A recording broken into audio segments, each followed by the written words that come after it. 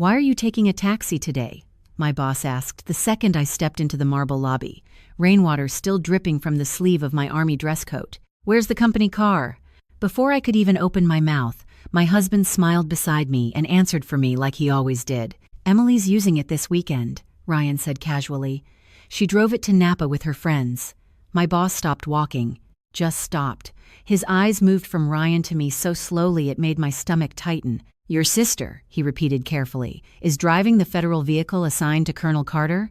The lobby went completely silent. I could hear the soft clink of coffee cups from the catering table across the room. Ryan laughed under his breath like everyone was overreacting. "Come on, it's not a tank, it's just an SUV." Nobody laughed with him. That was the exact moment I realized my marriage had been built on something far more dangerous than disrespect. If stories about family betrayal, quiet strength, and finding yourself again speak to your heart, please like and subscribe, but only if this story truly resonates with you. And before we continue, tell me where you're watching from and what your local time is right now. I always read the comments late at night when the house feels too quiet. My name is Naomi Carter. I'm 39 years old, a colonel in the United States Army Logistics Command, and this was the week my husband accidentally exposed a secret that would destroy our family. But the truth is, the betrayal started long before that lobby went silent. It started with small things, tiny things, the kind you explain away because you love someone. Ryan borrowing my government parking pass because it's easier. Emily using my airport lounge access because she forgot her wallet. My mother telling me, "You've always been the strong one, Naomi. Let your sister enjoy things for once." I let all of it go, every single time. 2 months before the conference, Emily showed up at our house carrying 3 shopping bags from Nordstrom and dropped them on my kitchen island like she owned the place. "Can I borrow the black SUV next month?" she asked while opening my refrigerator without permission. "The wine country photos will look amazing in it." I looked up from my laptop. "That vehicle isn't mine to lend." Ryan barely glanced away from the football game. "Babe, it's fine. She's family." I remember the exact feeling that settled in my chest then. Not anger, exhaustion. The kind that sits behind your ribs after years of being treated like a resource instead of a person. But what I didn't know that night was that Ryan had already done something far worse than lending out my vehicle. And somewhere inside the Pentagon system, my name was attached to approvals I had never signed. Emily learned very early that our family had different rules for each daughter. I was 12 the first time I understood it clearly. My father had promised to take me to the Air and Space Museum in D.C. for my birthday. I spent 2 weeks reading about fighter jets and memorizing aircraft models from a library book with a torn cover. The morning we were supposed to leave, Emily came downstairs crying because she wanted to go shopping instead. My mother looked at me while stirring pancake batter and sighed like I was the difficult one. "Naomi, honey, you are older. Let your sister have this day." I remember standing there in jeans and sneakers with my museum ticket folded in my pocket while Emily smiled through fake tears behind my mother's shoulder. That became the pattern of our entire lives. Emily wanted my bedroom because hers did not get enough sunlight. Emily wanted my car after I saved for 2 summers to buy it. Emily needed help with rent. Emily needed help with tuition. Emily needed support after another breakup. And every single time my parents looked at me with the same expression. Naomi will understand. Naomi is strong. Strength became the family word for sacrifice. By the time I joined the Army at 22, I already knew my role. I was the dependable daughter, the one who fixed problems quietly while everyone else made excuses for Emily. Even after I married Ryan, the pattern followed me into my own home. One Thanksgiving, Emily walked into our house wearing my wool coat without asking. "This looks better on me anyway," she joked while checking herself in the hallway mirror.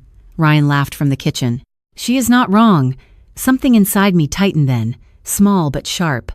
Later that night, I told him quietly while loading the dishwasher, "I wish you would back me up sometimes." He barely looked up from his phone. "Babe, not everything has to be a battle." So I stopped bringing things up, stopped correcting people, stopped protecting my own space. And somewhere along the way, my family became so comfortable taking from me that they no longer noticed when they crossed the line. The frightening part was not that Ryan let Emily use the vehicle.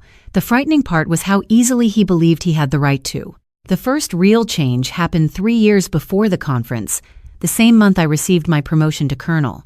I still remember the weight of the new insignia in my hand and the smell of coffee inside the Pentagon briefing room when my commanding officer shook my hand and said, "You earned this, Carter. Not many people can manage logistics at your level."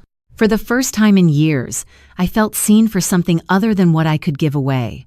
That night, I drove home through Arlington with the windows cracked open, thinking maybe things would finally feel different. Ryan had invited my parents and Emily over for dinner to celebrate. I spent 2 hours cooking lemon herb chicken, roasted potatoes, and Emily's favorite cheesecake because even then I still wanted everyone comfortable. Halfway through dinner, my father raised his glass toward me. "To Naomi," he said. "We still do not fully understand what she does, but apparently the Army likes her." Everyone laughed softly. Everyone except me. Emily leaned back in her chair wearing one of my cashmere sweaters without asking and smiled. "Does this mean you get one of those cool government cars now?" Ryan answered before I could. "Actually, yes. Wait until you see this thing. Heated seats, custom interior, military security package." His voice carried this strange excitement I had not heard all night when people talked about my promotion itself. My mother looked impressed for the first time in years. "Well," she said slowly, "that certainly sounds successful. I should have noticed then that nobody asked how hard I worked to get there. Nobody asked about the deployments, the years overseas, the holidays missed, or the nights sleeping in temporary barracks while everyone else was home opening Christmas gifts. The attention in the room shifted almost instantly from my achievement to what came with it. The car, the access, the status. Later that evening, I walked into the kitchen and overheard Emily whispering to Ryan near the sink. "Do you think Naomi would let me borrow it sometime?" Ryan laughed quietly. "Please, she never says no to family." I stood there, holding an empty wine glass, listening to my own husband talk about me like I was predictable, like I was useful. And for the first time in our marriage, something inside me started pulling away. The lie started spreading quietly after that dinner, almost gently at first, like smoke slipping under a door. A week later, I arrived at my parents' house for Sunday lunch and found Emily dangling my government vehicle keys from her finger, while my mother admired the pearl-white paint through the front window. "It really suits her," my mother said when I walked in. Emily has always had a more elegant style. I stopped in the hallway, still holding a container of homemade pasta salad I had brought for everyone. "Why does she have my keys?" Emily rolled her eyes dramatically. "Relax, Naomi. Ryan already said it was fine." I looked toward my husband sitting comfortably at the kitchen counter, drinking iced tea. He did not even look guilty. "It is just for the weekend," he said. "She has that charity event in Sonoma." "That vehicle is federally assigned," I answered quietly. "There are restrictions." Emily laughed under her breath. "You always make everything sound so dramatic." Then my father folded his newspaper and gave me the same disappointed look he used when I was a teenager. "Your sister finally gets invited somewhere important, and you are worried about a car?" Suddenly, I was the selfish one. Again, Ryan stepped in smoothly before I could respond. "Naomi has been stressed lately," he told them gently, almost protectively. "She works so much she forgets people are trying to support her too." I remember staring at him because that was the moment the manipulation truly clicked into place. He was rewriting reality while standing right in front of me, and everyone believed him. Over the next few months, it got worse. Emily started referring to the SUV as our car in front of her friends. Ryan began using my credentials for private parking access downtown because it saves time. One night, I opened our mailbox and found a toll violation from Northern California dated during a week I had been stationed in Virginia.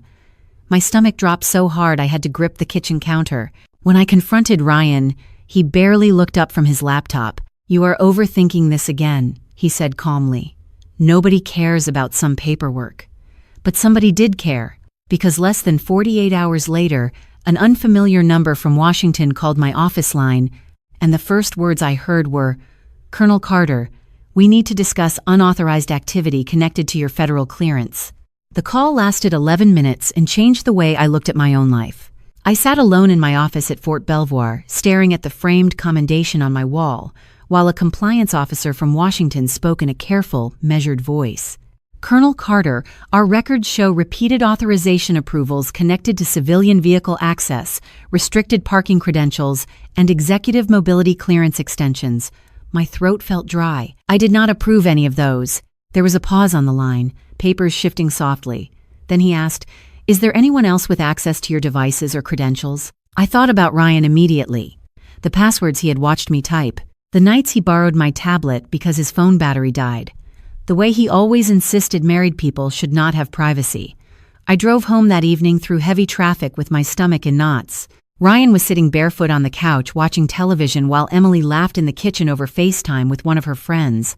"The Napa resort was unbelievable," she was saying. "People literally thought the car belonged to my husband." Ryan looked up casually when I walked in. "Hey babe, can you approve one more parking renewal tomorrow?" Emily got another event invitation. I just stared at him.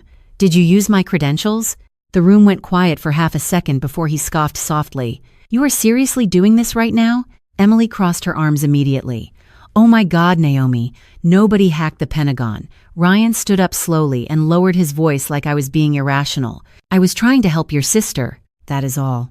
I remember pulling out my phone with shaking hands and opening the authorization logs that had been emailed to me an hour earlier. There were timestamps, access records, digital approvals issued under my name while I had been overseas. "You forged federal authorizations," I whispered. Ryan's expression changed then. Not guilty exactly, just irritated that I had stopped smoothing things over. That night, I sent him 3 text messages from the guest bedroom asking him to tell me the full truth. He never answered any of them. Around 2 in the morning, I heard him downstairs laughing quietly on the phone with Emily while I sat awake in the dark, realizing I had never felt more alone inside my own home. 3 days later, I was placed on temporary administrative review pending investigation. Not suspended officially, but close enough that everyone understood what it meant. My access privileges were limited. My government vehicle was recalled. My office keys stopped working on the West Wing entrance at Fort Belvoir, and for the first time in 17 years of service, I had to stand outside waiting for someone else to let me in. The humiliation was strangely quiet. Nobody accused me directly. Nobody yelled. People just avoided eye contact in hallways that used to feel familiar. One afternoon, I overheard 2 junior officers whispering near the vending machines. I heard somebody misused federal transportation assets. Was it her? Their voices dropped lower when they saw me walking past. I drove home in silence that evening with both hands gripping the steering wheel so tightly my fingers hurt. Rain tapped softly against the windshield. When I pulled into the driveway, Emily's car was parked outside again. Through the front window, I could see her laughing at the kitchen island while Ryan poured wine into 2 glasses. Nobody had called to ask how I was doing. Nobody had asked whether my career was in danger. I stood there in the dark garage for almost a full minute before going inside. The second Emily saw me, her smile faded slightly. "You look tired," she said carefully. Ryan sighed like my presence itself exhausted him. "Naomi, this situation has gotten blown out of proportion." I set my bag down slowly. "My clearance is under review." Ryan rubbed his forehead. "You always do this. You make everything catastrophic." I stared at him because I honestly did not recognize the man standing in my kitchen anymore. The worst part was not the investigation. It was realizing the people I loved most were more irritated by my pain than concerned about it. That night, I slept alone again, while Ryan stayed downstairs claiming he needed space. Around 4 in the morning, I walked into the kitchen for water and noticed something sitting beside the coffee maker. My military challenge coin from my first overseas deployment. Ryan had knocked it off the shelf earlier that week and never bothered putting it back. I picked it up and stood there quietly in the dark, turning the worn metal over in my hand. And for the first time in months, I stopped thinking about how to save my marriage. The next few weeks became painfully simple. I woke up at 5:30 every morning, drove myself to base in a rented gray sedan that smelled faintly like stale coffee, and kept my head down while the investigation continued. Ryan stopped asking how my day was. Eventually, he stopped waiting up for me at all. One evening, I came home and found Emily sitting cross-legged on my couch, flipping through vacation listings on her tablet, while Ryan grilled steaks outside like it was any normal Thursday night. "We found this amazing resort in Scottsdale," Emily said brightly. "You should come if things calm down at work." I looked at her for a long second before answering. My career is hanging by a thread. She blinked like the thought had honestly never occurred to her. That was the moment something inside me settled. Not anger, clarity. I stopped trying to explain myself after that. Instead, I started rebuilding quietly. I requested copies of every authorization tied to my credentials. I spent late nights at the dining room table highlighting timestamps while the television played softly in the other room. I contacted an old cybersecurity officer I trusted from deployment overseas. "Can you verify whether remote access was used on these approvals?" I asked him over the phone one night. He was quiet for a moment before answering. "Naomi, whoever did this was careless. There is more traceable activity here than they realize." I started running again before sunrise the way I used to during active deployment rotations. 4 miles through Arlington with cold air burning my lungs and my headphones turned off because silence felt cleaner. My appetite came back slowly. My posture changed. Even people at work noticed. One morning, Daniel Mercer stopped me outside a briefing room and handed me a coffee. "You are handling this better than most people would," he said quietly. I gave a small nod. I do not really have another option. But deep down, something was changing. For the first time in years, my life was no longer revolving around keeping everyone else comfortable. And while Ryan and Emily still thought I was barely holding things together, evidence was quietly building in places they had completely forgotten existed. 2 months after the investigation started, I walked back into the Pentagon, wearing my full dress uniform for the first formal review meeting. The gold eagle on my shoulder caught the morning light as I stepped through security, and for the first time in a long while, I did not feel small. People moved differently around me there. Doors opened before I reached them. Junior officers straightened their posture when I passed. A young lieutenant near the elevator glanced at my nameplate and quietly whispered to his colleague, "That is Colonel Carter." I had spent so many years being treated like background noise in my own family that I had almost forgotten what respect felt like. Inside the conference room, Daniel Mercer slid a thick black folder across the polished table toward me. "We traced the authorization activity," he said calmly. "The remote access points came from your home network." My chest tightened slightly, but this time I stayed steady. "Can it be proven?" He gave a small nod. "There is enough here to formally clear your record." I stared down at the pages for several seconds. Timestamps, device identifiers, security logs. Every quiet lie Ryan dismissed as not a big deal was sitting there in black ink under federal review.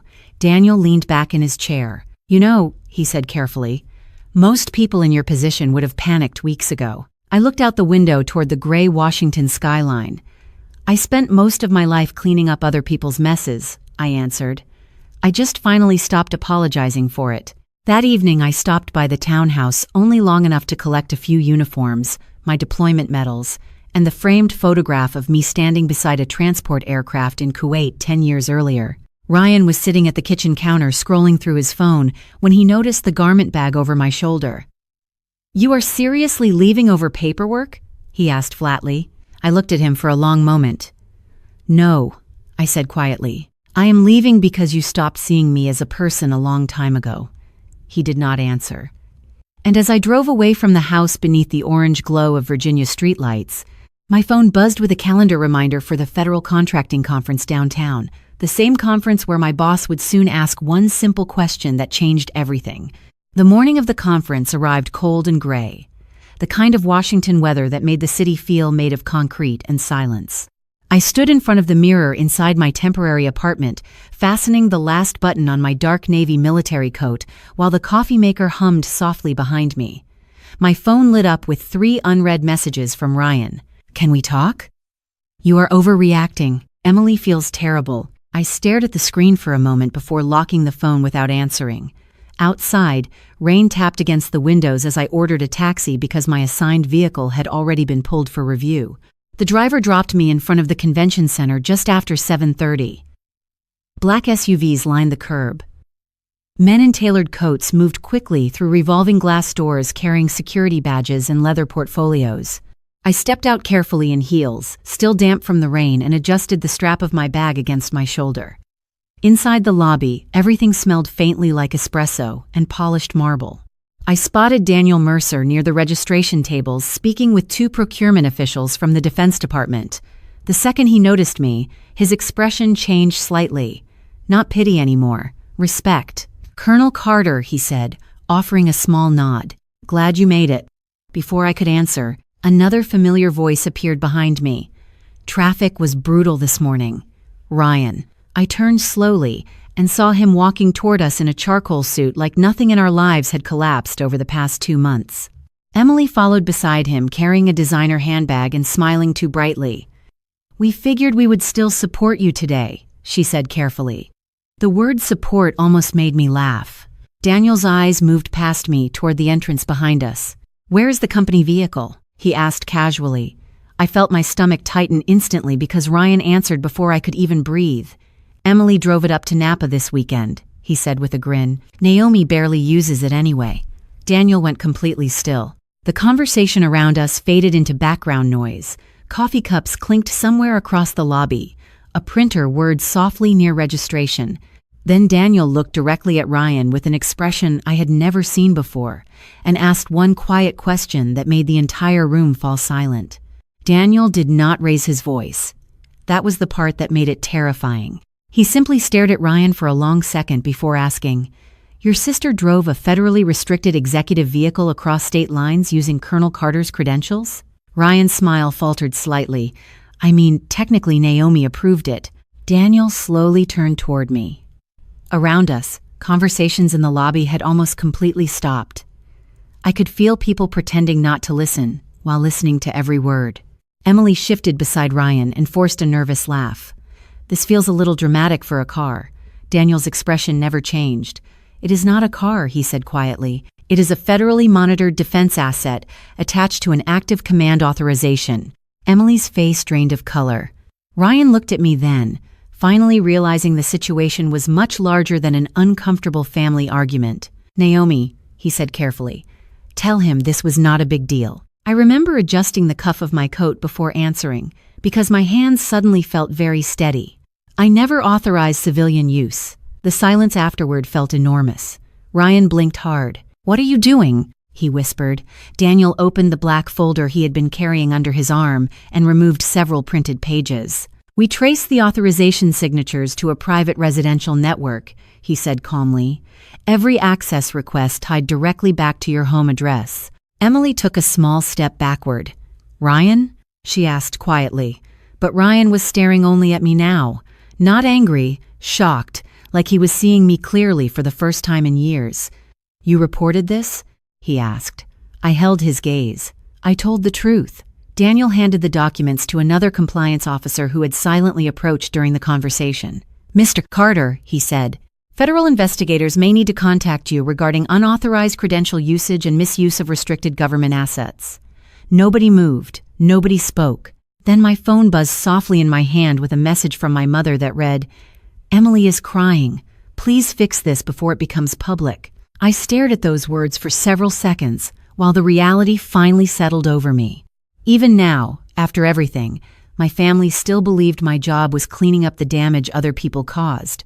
The fallout spread through my family faster than the actual investigation. By noon, my phone had 31 unread messages. My mother left 2 voicemails crying about Emily's reputation. My father sent a single text that read, "This could have been handled privately." Not one person asked whether I was all right. I sat alone in a quiet conference room on the 12th floor, finishing paperwork while rain streaked down the windows overlooking downtown Washington. Around 3 o'clock, Ryan finally called. I stared at his name on the screen for several seconds before answering. "Naomi," he said immediately, voice tight with panic. "Federal investigators contacted me." I stayed quiet. "You could have warned me." That sentence settled something permanently inside me. Not "I am sorry," not "I was wrong," just blame. I leaned back slowly in my chair. "I spent months warning you." He exhaled hard. "You know I never meant for this to happen. That does not erase what happened." Silence filled the line for a moment. Then he lowered his voice. "Emily is terrified." I looked down at my hands resting calmly on the table. I was terrified too. He did not answer that. Later that evening, I met my parents at their house because my mother insisted we needed to talk as a family. Emily sat curled at the far end of the couch with red eyes while my father paced near the fireplace. The second I walked in, my mother rushed toward me. "Please tell them this was a misunderstanding," she whispered urgently. "Your sister cannot handle this kind of pressure."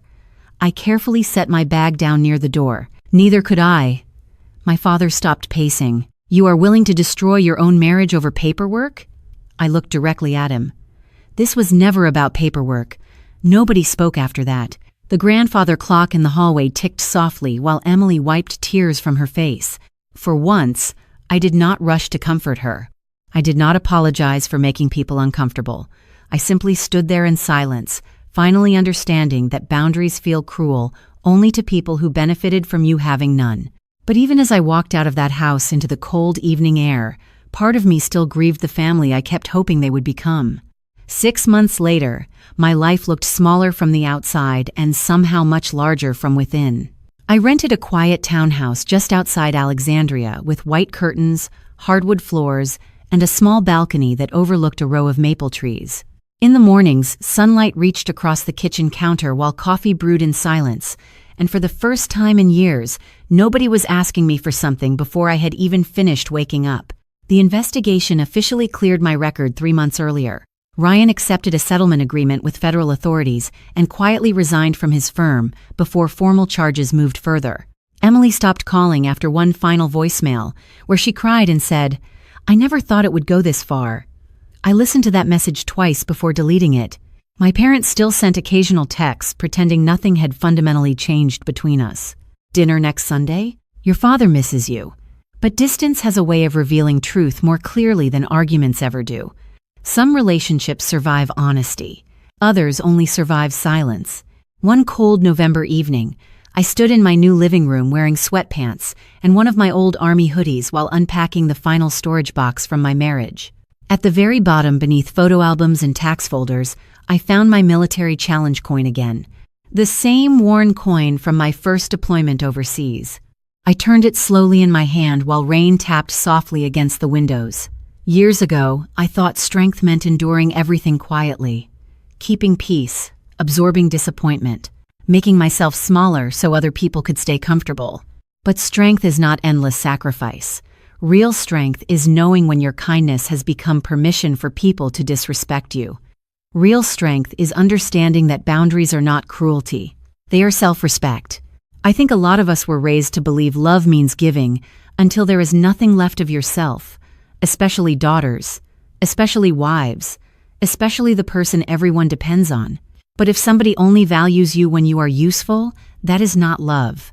That is convenience wearing the mask of family. And if you are listening to my story tonight while sitting in a quiet room wondering whether your pain is valid, I need you to hear this carefully. Trust your discomfort. Trust the moment your spirit starts feeling tired all the time. God or the universe or whatever you believe in gave you instincts for a reason. You are allowed to protect your peace before everything falls apart. You are allowed to say no before resentment turns into grief. My name is Naomi Carter. I am 39 years old, and the biggest lesson I want to leave with you is this. Never shrink yourself just to keep other people comfortable. Thank you for spending this time with me and walking through this chapter of my life beside me. If this story touched something in your heart, I would truly love to hear where you are listening from and what part stayed with you the most. And if you are rebuilding yourself too, please know you are not as alone as you think you are. There are more stories waiting in this channel about quiet strength, family betrayal, healing, and the moments that change us forever. Somewhere in one of those stories you may recognize a piece of your own life. And maybe together, one story at a time, we remember what it feels like to come back to ourselves.